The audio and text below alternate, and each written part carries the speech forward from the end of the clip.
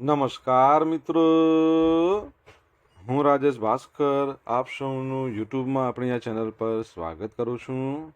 મિત્રો, આજે આપણે તારીખ 25મી મે 2026ના કેટલાક મોસ્ટ ઇમ્પોર્ટન્ટ કરંટ અફેર અને અગાઉની પરીક્ષામાં પૂછાયેલા કેટલાક ઇમ્પોર્ટન્ટ પ્રશ્નો વિશે ડિટેલમાં ચર્ચા કરીશું, જે આપને આવનારી પરીક્ષા માટે ખૂબ જ ઉપયોગી સાબિત થશે. તો મિત્રો, આપ આ ચર્ચા સાથે જોડાઈ રહેજો અને વિડીયોને પહેલેથી લઈને છેલ્લે સુધી પૂરેપૂરો જોવાનો આગ્રહ રાખજો. તો ચલો મિત્રો, શરૂ કરીએ. શરૂઆત કરતાં પહેલાં જણાવી દઉં કે જો તમારે આપણી આ યુટ્યુબ ચેનલને સબસ્ક્રાઇબ કરવાનું બાકી હોય તો ચેનલને સબસ્ક્રાઇબ કરજો, નોટિફિકેશન બેલ આઇકોનને પ્રેસ કરીને, અને જો તમને વિડીયો પસંદ આવે તો વિડીયોને લાઇક કરજો, પરંતુ તમારા મિત્રો જોડે આ વિડીયોની લિંકને શેર કરવાનું ભૂલતા નહીં, તમે જે તે સોશિયલ મીડિયા એપ્લિકેશન વાપરતા હોય એમાં. ચલો તો શરૂઆત કરીએ. સૌપ્રથમ જોઈશું અગાઉની પરીક્ષામાં પૂછાયેલા વિજ્ઞાનના પ્રશ્નો, જેના જવાબો તમારે કમેન્ટ બોક્સમાં લખીને જણાવવાના છે. વિડીયોના લાસ્ટમાં જ્યારે હું તમને આ દરેક પ્રશ્નના જવાબ જણાવું ત્યારે તમારે ચેક કરવાનું છે કે તમે આપેલા પ્રશ્નો જવાબમાંથી કેટલા પ્રશ્નો જવાબ સાચા છે, અને જેટલા પણ પ્રશ્નો જવાબ સાચા હોય એનો આંકડો તમારે કમેન્ટમાં લખવાનો કે 10માંથી આટલા સાચા છે. ડેઇલી જીકે ટેસ્ટમાં રોજ 10 પ્રશ્નો પૂછે છે, એમાંથી 5 પ્રશ્નો વિજ્ઞાનના હોય છે. બાકીના જે 5 પ્રશ્નો છે એ ગુજરાતની કળા, સંસ્કૃતિ અને વારસાના છે. તો તમે તમારા આન્સર આપો નીચે કમેન્ટ બોક્સમાં, અને હું આજના કરંટ અફેરનો પ્રથમ પ્રશ્ન છે એની શરૂઆત કરું છું. પ્રથમ પ્રશ્ન છે, પ્રધાનમંત્રી નરેન્દ્ર મોદીએ 20મી મે 2026ના રોજ સંયુક્ત રાષ્ટ્રની કઈ સંસ્થા દ્વારા એગ્રીકોલા મેડલ એનાયત કરવામાં આવ્યો છે? આપણા વડાપ્રધાન નરેન્દ્ર મોદી છે, એમને 20મી તારીખે એગ્રીકોલા મેડલ છે એનાયત કરવામાં આવ્યો છે. તો જવાબ આવશે food and agricultural organisation of India, બરાબર છે, FAO, જેની સ્થાપના 1945માં થઈ. હેડક્વાર્ટર તમારે જણાવવાનું છે, અને એના જે અધ્યક્ષ છે એમનું નામ છે ક્યુ ડોંગ્યુ, જે તમે ઇમેજમાં જોઈ શકો છો. તો વડાપ્રધાન નરેન્દ્ર મોદીને 20મી મેના રોજ ઇટાલીના રોમ સ્થિત ફૂડ એન્ડ એગ્રીકલ્ચર ઓર્ગેનાઇઝેશનના મુખ્યાલય ખાતે પ્રતિષ્ઠિત એગ્રીકોલા મેડલથી સન્માનિત કરવામાં આવ્યા છે. તમારા પ્રશ્નનો જવાબ પણ આવી ગયો. ઇટાલીના રોમ સ્થિત FAOનું હેડક્વાર્ટર, બરાબર છે. હવે FAOના ડાયરેક્ટર જનરલનું નામ છે ક્યુ ડોંગ્યુ. એમને આજે FAO પ્લેનરી હોલ છે એમાં વડાપ્રધાન નરેન્દ્ર મોદીને આ મેડલ અર્પણ કરવામાં આવ્યો તેમના દ્વારા. છેલ્લા 30 વર્ષમાં કોઈ પણ ભારતીય વડાપ્રધાનની FAOની મુખ્યાલયની આ પ્રથમ મુલાકાત હતી. એગ્રીકોલા મેડલ વિશે જોઈએ તો યુનાઇટેડ નેશન્સની સંસ્થા FAOના સર્વોચ્ચ સન્માનોમાંનો એક છે. વૈશ્વિક નેતાઓ હોય એમને કૃષિ ક્ષેત્રે પરિવર્તન, ખાદ્ય સુરક્ષા, ટકાઉ કૃષિ, ગ્રામીણ વિકાસ, એના માટે કરવામાં આવેલા અસાધારણ કાર્યો માટે આપવામાં આવે છે. ભારતની કઈ યોજનાની પ્રશંસા થઈ? તો ફૂડ એગ્રીકલ્ચર ઓર્ગેનાઇઝેશન ભારતમાં ખેડૂતોની નાણાકીય જે સમાવેશીકરણ છે, 110 મિલિયનથી વધુ ખેડૂતોને સીધી આવક સહાય, ડાયરેક્ટ ઇન્કમ સપોર્ટ, PM કિસાન યોજનાની વાત તમને ખબર છે ને? 800 મિલિયન લોકો છે એને આવરી લેતા વિશ્વના સૌથી મોટા ખાદ્ય આધારિત સામાજિક સુરક્ષાની રેશન યોજના છે, એની પણ એમને પ્રશંસા કરી છે. ઓકે. ભારતમાં દર વર્ષે કોમનવેલ્થ ડે ક્યારે મનાવવામાં આવે છે? આજનો દિવસ નહીં, આમ તો ગઈકાલે હતો, 24મી તારીખે, 24મી મે, કોમનવેલ્થ ડે. તો દર વર્ષે કોમનવેલ્થ દેશોના સંગઠન દ્વારા ઉજવવામાં આવતો મહત્વપૂર્ણ દિવસ છે, જેનો મુખ્ય હેતુ સભ્ય દેશો છે એમના વચ્ચે એકતા, શાંતિ અને સહકારની ભાવનાને પ્રોત્સાહન આપવાનો છે. આ સંગઠનમાં વિશ્વના 56 દેશો સામેલ છે, એમાં ભારત પણ એક મુખ્ય મહત્વનો છે. કોમનવેલ્થ દેશો એટલે એવા દેશો જેઓ ભૂતકાળમાં બ્રિટનની ગુલામી અંતર્ગત હોય. 1997 સુધી બ્રિટને રાજ કર્યું છે. હવે દર વર્ષે માર્ચ મહિનાનો જે બીજો સોમવાર છે એને આ દિવસ તરીકે ઉજવવામાં આવે છે. પરંતુ ભારત અને બીજા અનેક દેશોમાં શું થાય છે, 24મી મેના રોજ આ દિવસ ઉજવવામાં આવે છે, જેને પહેલા એમ્પાયર ડે તરીકે ઓળખવામાં આવતો હતો. શું કહેતા હતા? Umpire day. ઓકે. કોમનવેલ્થ પરથી તમારા માટે પ્રશ્ન. કોમનવેલ્થ ગેમ્સ 2026નું આયોજન ગ્લાસગોમાં છે. તો 2030નું આયોજન કયા શહેરમાં થશે તમારે જણાવવાનું છે. દર વર્ષે વિશ્વ થાઇરોઇડ દિવસ ક્યારે ઉજવવામાં આવે છે? તો આજનો દિવસ એટલે કે 25મી મે વિશ્વ થાઇરોઇડ દિવસ. આ દિવસની ઉજવણીનો મુખ્ય હેતુ લોકોમાં થાઇરોઇડ ગ્રંથિનું મહત્વ, એનાથી થતા રોગો, એના લક્ષણો, એના વિશે બચાવ વિશે જાગૃતિ ફેલાવવાનો છે. થાઇરોઇડ એ ગળાના ભાગમાં આવેલી પતંગી આકારની એક નાની ગ્રંથિ છે. આપણા શરીરમાં મેટાબોલિઝમ, ચયાપચય, ઉર્જા, હોર્મોન્સ એનું નિયંત્રણ કરે છે. બરાબર. થાઇરોઇડ. આ દિવસની શરૂઆત 2008માં કરવામાં આવી હતી. 2026ની એની જે થીમ છે અવેરનેસ થ્રુ એજ્યુકેશન, 2008માં મનાવવામાં આવ્યો હતો થાઇરોઇડ ડે. ઓકે. વિશ્વ ફૂટબોલ દિવસ છે મિત્રો આજે. તો 25મી મેના રોજ સમગ્ર વિશ્વમાં ઉજવવામાં આવે છે. યુનાઇટેડ નેશન છે ને એને 2024માં દિવસની ઉજવવાની ઘોષણા કરી હતી. તો 25મી મે 1924ના રોજ પેરિસ ઓલિમ્પિકમાં પ્રથમ વખત આંતરરાષ્ટ્રીય ફૂટબોલ મેચ રમાઈ. તો એના 100 વર્ષ પૂરા થઈ ગયા, એટલા માટે આ દિવસ ઉજવવામાં આવે છે. જેનો મુખ્ય હેતુ ફૂટબોલ રમત છે ને એના દ્વારા વિશ્વમાં શાંતિ, એકતા, તંદુરસ્ત જીવનશૈલી છે એને પ્રોત્સાહન આપવાનું છે. વર્ષ 2026માં આ દિવસ નિમિત્તે બી એક્ટિવ એવું અભિયાન, એના પર વિશેષ ભાર મૂકવામાં આવી રહ્યો છે. રશિયન રાષ્ટ્રપતિ સપ્ટેમ્બર 2026માં નવી દિલ્હીમાં બ્રિક્સની સમિટમાં હાજરી લેશે, ભાગ લેશે. તો રશિયાના રાષ્ટ્રપતિ વ્લાદિમીર પુતિન સપ્ટેમ્બર 2026માં ભારતના પાટનગર નવી દિલ્હીમાં જે યોજાનારી આગામી બ્રિક્સ સમિટ છે, બ્રિક્સ ખબર છે ને, Bharat, Brazil, Russia, India, China, Congress અને હવે ચાઇના, સાઉથ આફ્રિકા અને હવે તમને ખબર હોય તો બીજા પણ દેશો જોડાયા છે. ટોટલ આપણી ભારતની ઓફિશિયલ વેબસાઇટ પર 11 દેશો બતાવે છે, 11 દેશો. અને અત્યારે અધ્યક્ષતા ભારત પાસે છે.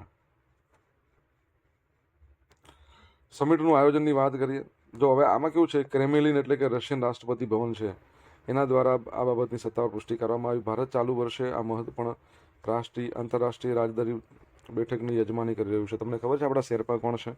કમેન્ટમાં લખો ખબર હોય તો. સપ્ટેમ્બર 2036માં નવી દિલ્હી ખાતે યોજાવાનું છે. ભારત રશિયાના સંબંધોની વાત કરીએ તો રાષ્ટ્રપતિ પુતિનની આ મુલાકાત ભારત અને રશિયા વચ્ચેના સંઘર્ષ, ઉર્જા, પરમાણુ સહયોગ, વેપાર એવા ક્ષેત્રો છે એમાં વ્યૂહાત્મક ભાગીદારીને વધુ મજબૂત બનાવશે.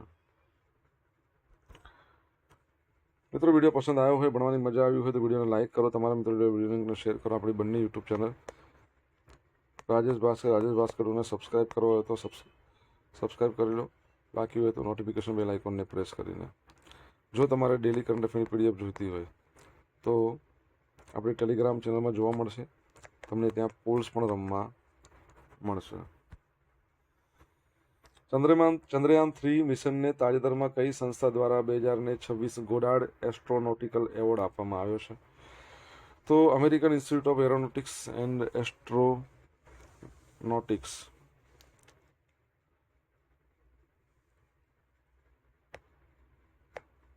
ક્યારે થઈ આની સ્થાપના? 1963.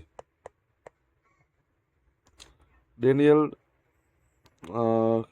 કહી શકે ડેનિયલ હેસ્ટિંગ્સ છે એ તેના હાલના પ્રમુખ છે. જોઈ લઈએ આપણે. તો ભારતના ચંદ્રયાન 3 મિશનને વોશિંગ્ટન ડીસી ખાતે પ્રતિષ્ઠિત 2026નો AIAA ગોડાર્ડ એસ્ટ્રોનોટિકલ એવોર્ડ આપવામાં આવ્યો છે. અમેરિકામાં ભારતના રાજદૂત કોણ છે હાલમાં? વિનય મોહન ક્વાત્રા. તેમના થકી આ એવોર્ડ સ્વીકારવામાં આવ્યો હતો.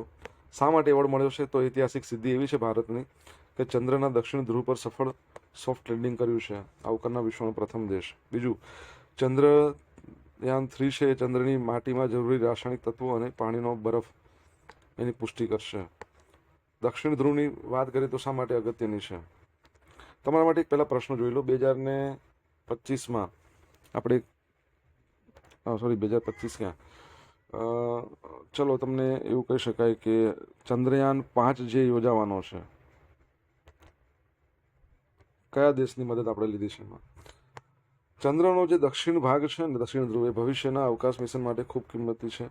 ત્યાં રહેલો બરફ ભવિષ્યમાં અવકાશ યાત્રીઓને પીવા માટે તેમજ રોકેટનું ઈંધણ ભરવા માટે કામ આવી શકે છે. એવોર્ડનું નામ આધુનિક રોકેટ વિજ્ઞાનના પિતામહ ગણાતા રોબર્ટ એચ ગોડાર્ડ એમના નામ પર રાખવામાં આવ્યું છે. સ્પેસ સાયન્સ ક્ષેત્રમાં અસાધારણ કામ કરનારાને આ સન્માન આપવામાં આવે છે. ઓકે, તો યાદ રાખ. આપણે આગળ બ્રિક્સની વાત કરીને મને તમારે કહેવાનું છે બ્રિક્સના હાલના શેરપા કોણ છે ભારતના? ઓકે. તાજેતરમાં કઈ બેંક દ્વારા સ્વ સહાય જૂથ બચત ખાતાની શરૂઆત કરવામાં આવી? તો ઇન્ડિયા પોસ્ટ પેમેન્ટ બેંક. તો ભારત સરકારની માલિકીની છે ઇન્ડિયા પોસ્ટ પેમેન્ટ બેંક અને ગ્રામીણ ભારતમાં મહિલા સશક્તિકરણ અને જે નાણાકીય સમાવેશક છે એને પ્રોત્સાહન આપવા માટે સેલ્ફ હેલ્પ ગ્રુપ SHG બચત ખાતું લોન્ચ કર્યું છે. આ યોજના રાષ્ટ્રીય ગ્રામીણ આજીવિકા મિશન અને નાબાર્ડના લક્ષ્યોને અનુરૂપ છે. સેલ્ફ હેલ્પ ગ્રુપ પરીક્ષામાં અહીંથી પ્રશ્ન પૂછાયો છે. Full form. મુખ્ય વિશેષતા જો ઝીરો બેલેન્સ એકાઉન્ટ કોઈ પણ લઘુત્તમ પ્રારંભિક જમા રકમ કે માસિક સરેરાશ બેલેન્સ કંઈ પણ ના જોઈએ. Zero balance. Direct doorstep banking postman અને ગ્રામીણ ડાક સેવકો એમના દ્વારા ગ્રામીણ વિસ્તારોમાં ઘરે બેઠા બેન્કિંગની સુવિધા આપવામાં આપશે. મર્યાદા ખાતામાં મહત્તમ જમા રાશિ 2 લાખ રૂપિયા સુધીની રાખવામાં આવી છે. ચોથું, રોકડ જમા ઉપાડ ખાસું બંધ કરવા કે QR કોડ ઇસ્યુ કરવા માટે કોઈ ચાર્જ લેવામાં આવતો નથી. બરાબર છે. IPPB ટેલિકોમ મંત્રાલયના અંતર્ગત આવે છે. તમારા માટે પ્રશ્નની સ્થાપના કયા વર્ષમાં થઈ? Saudi Arabia international big cat એલાયન્સમાં જોડાયું. તો સાઉદી અરેબિયાએ 22મી મેના રોજ ઇન્ટરનેશનલ બિગ કેટ એલાયન્સ છે એનું સભ્ય નવું બની ગયું છે. આ જોડાણ સાથે હવે આ સંસ્થામાં 25 સભ્ય દેશો અને 5 નિરીક્ષક દેશો સમાવેશ થયો છે. ભારતની પહેલ. આ એલિયાન્સ છે ને ભારતની આગેવાની હેઠળની એક વૈશ્વિક પહેલ છે જેને PM મોદી દ્વારા 2023માં લોન્ચ કરવામાં આવી હતી. કેન્દ્રીય કેબિનેટે ફેબ્રુઆરી 2024માં એની મંજૂરી પણ આપી દીધી. હવે 7 પ્રજાતિઓનું સંરક્ષણ કરવાનું છે. વાઘ, દીપડો, હિમ દીપડો, બરાબર છે, ચિત્તો, જેગુઆર, પુમા. મુખ્ય કાર્યોની વાત કરીએ તો આ સંસ્થા વન્યજીવના સંરક્ષણ માટે જ્ઞાનની આપ-લે, મહત્વ નિર્માણ, ઓકે, પછી ક્ષમતા નિર્માણ, સંસાધનો એકત્ર કરવા, ટકાઉ પર્યાવરણીય વ્યવસ્થાપન, એના માટે પ્લેટફોર્મ પૂરું પાડવું. સાઉદી અરેબિયાની વાત કરીએ તમને ખબર છે FIFA વર્લ્ડ કપનું આયોજન કરવાનો છે કયા વર્ષમાં? કમેન્ટ બોક્સમાં લખીને જણાવો. સોશિયલ મીડિયાના માધ્યમથી મારી સાથે તમે કનેક્ટ રહી શકો છો. ઇન્સ્ટા ID છે આપણું rajesh.i.bhaskar.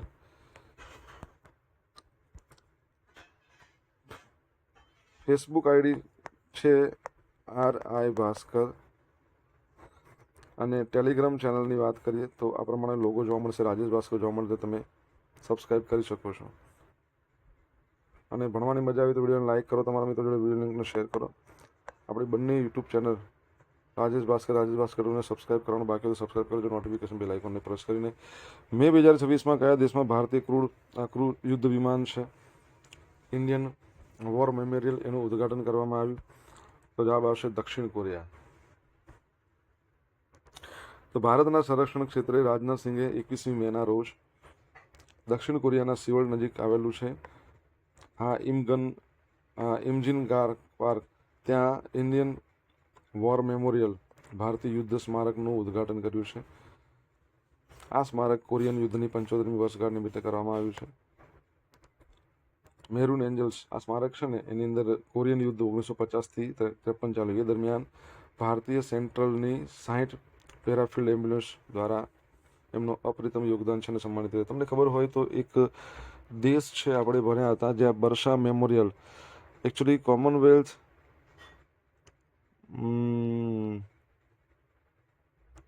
ઓકે, તો એ બાબત યાદ રાખવાની છે. કયા દેશમાં બિરસા મેમોરિયલ તમને ખબર છે? ઈરાનની આપણે વાત કરીએ તો 2 વસ્તુ છે ઈરાનની કે એની જે હોર્મુઝની સામુદ્ર ધુની છે એના વિશે પરીક્ષામાં પ્રશ્ન પૂછાતા હોય છે. કયા 2 અખાતને જોડે છે? પર્શિયન અને ઓમાન. આ યુનિટે યુદ્ધમાં 2,22,000થી વધુ દર્દીઓની સારવાર કરી છે, જેના કારણે તેમને મેરુન એન્જલ્સનું નામનું આપવામાં આવ્યું. નેતૃત્વની વાત કરીએ તો આ યુનિટનું નેતૃત્વ લેફ્ટનન્ટ કર્નલ AG રંગરાજ મહાવીર ચક્ર વિજેતાએ કર્યું હતું. ઐતિહાસિક સ્થળ આ પાર્કમાં ખરેખર 1954થી હિંદનગર. ઓકે, આ પાર્કમાં સપ્ટેમ્બર 1954માં હિંદનગર બનાવવામાં આવ્યું હતું. 22,000 યુદ્ધ કેદીઓનો સ્વદેશ પરત મોકલતા પહેલા એમને અહીંયા રાખવામાં આવ્યા હતા. પ્રોજેક્ટનું ફંડિંગની વાત કરીએ, આ સ્મારક પ્રોજેક્ટ સંપૂર્ણ ખર્ચ ભારત સરકારના સંરક્ષણ મંત્રાલય અંતર્ગત ચાલશે. કોણ કરશે? સંરક્ષણ મંત્રાલય. બાળપણમાં ડાયાબિટીસની સંભાળ માટે કેન્દ્રીય આરોગ્ય મંત્રાલયનું ફ્રેમવર્ક. કેન્દ્રીય આરોગ્ય મંત્રાલયે બાળકોમાં ડાયાબિટીસ વહેલા નિદાન કરવા, મફત સારવાર અને એના માટે એક રાષ્ટ્રીય ફ્રેમવર્ક શરૂ કર્યું છે. પાત્રતા શું છે? જન્મથી 18 વર્ષ સુધીની તમામ બાળાઓ, મફત સુવિધાઓ, સરકારી કેન્દ્રો, આજીવન ઇન્સ્યુલિન, ગ્લુકોમીટર, પછી ટેસ્ટ સ્ટ્રીપ, લેબ વગેરેનો સમાવેશ થાય છે. લક્ષણો ઓળખવા માટે 4Tનો આ લોકો ઉપયોગ કર્યો આપણે કહી શકાય. 1T ટોયલેટ, પછી થર્સ્ટી, થર્ડ અને થિનર. ઓકે, આગળ વધીએ. હવે મિત્રો જોઈશું અગાઉની પરીક્ષામાં પૂછાયેલા વિજ્ઞાનના પ્રશ્નો, જેના જવાબો તો હું તમને આપી દઈશ. હવે તો ચેક કરી લેવાના છે તમે જે આપેલા છે ને. અંધજનો વાંચી શકે તેવી લિપિ કોણે શરૂ કરી હતી? Louis Braille. મહેરીના કયા પ્રાણીની ઓલાદ છે? તો ઘેટું. આમાંથી કઈ દવા મેલેરિયાના રોગમાં વપરાય છે? તો ક્વિનાઇન. આલ્બર્ટ આઇન્સ્ટાઈનને શોની શોધ કરી હતી? સાપેક્ષવાદનો સિદ્ધાંત. ક્યાં ગયું? ઓકે, આ નહીં આવે. એનિમિયા પાંડુરોગ કયા તત્વના ઉણપના કારણે? લોહ તત્વ. એક મિનિટ, આ શું પૂછ્યું? એનિમિયા કયા તત્વના અભાવે થાય છે? લોહ તત્વ. હા. અગાઉની પરીક્ષામાં પૂછાયેલા ગુજરાતની કલા સંસ્કૃતિ વારસાના પ્રશ્નો જોઈ લે. પહેલો પ્રશ્ન, કૃષ્ણકાંત કાંકરિયા કયા ક્ષેત્ર સાથે ઘનિષ્ઠ રીતે સંકળાયેલા હતા? તો ભવાઈ સાથે. કયા સ્થપતિએ બનાવેલું ગાંધીજીનું 2.5 મીટરનું ઊંચું બાવડું ન્યુયોર્કના મેનહટનમાં મૂકવામાં આવેલ છે? તો શું આવશે? કાંતિભાઈ. બરાબર. કાશ્મીરા વાદ્ય કયા નૃત્યની સાથે સંકળાયેલ છે? શું આવશે? ધમાલ. ગુજરાતી ભાષાની પ્રથમ ઈસ્ટમેન કલર ફિલ્મ? તો જેસલ તોરણ. નીચે પહેલું ગુજરાતનું કયું સ્થળ બૌદ્ધ ધર્મ સાથે સંકળાયેલું છે? નીચે પૈકી? તો ભુજિયો કોઠો. હવે મિત્રો જોશું ગઈકાલે પૂછેલા પ્રશ્નો જવાબ. પહેલો પ્રશ્ન છે, અમિત શાહે કઈ સંસ્થામાં ઇનોવેશન એન્ડ ઇન્ક્યુબેશન સેન્ટરનું ઉદ્ઘાટન કર્યું? તો IIM અમદાવાદ. મે 2026માં કઈ નવલકથાને પ્રતિષ્ઠિત ઇન્ટરનેશનલ બુકર પ્રાઇઝ 2026 એનાયત કરવામાં આવ્યો છે? હાઇવાન ટ્રાવેલોગ.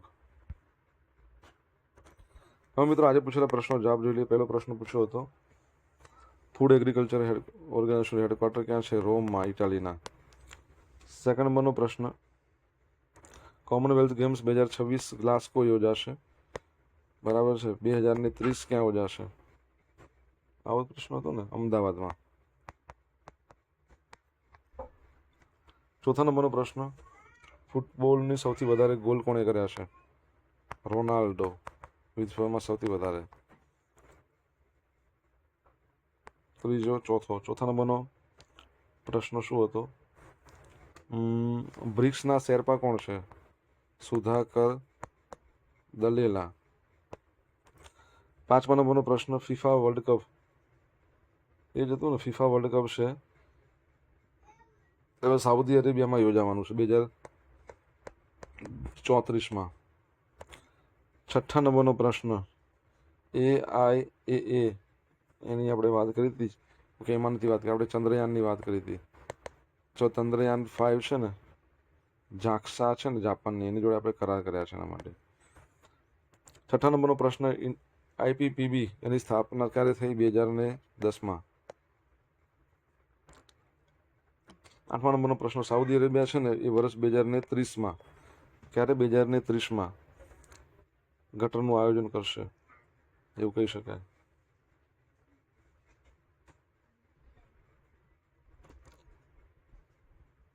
ઓકે, ત્યારબાદ 9મો પ્રશ્ન છે. હા, ઈરાનની વાત કરીએ. ઈરાન છે ત્યાં કયું જે કોમનવેલ્થ મેમોરિયલ આવ્યું છે? તો બર્શા મેમોરિયલ. બરાબર. ત્યાં 30,000 યુદ્ધ સૈનિકો શહીદ થયા હતા, બધાના લિસ્ટ છે ડિજિટલ રીતે.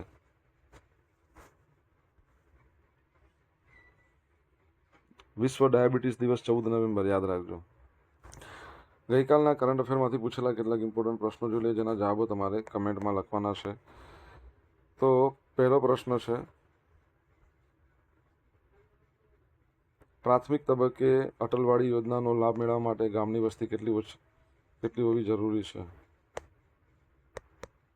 બીજો પ્રશ્ન, ફેબ્રુઆરી 2026ના ટ્રેડ ડેટા અનુસાર કયો દેશ અમેરિકાને પાછળ છોડી બાંગ્લાદેશનો બીજો મોટો વેપારી ભાગીદાર બન્યો છે?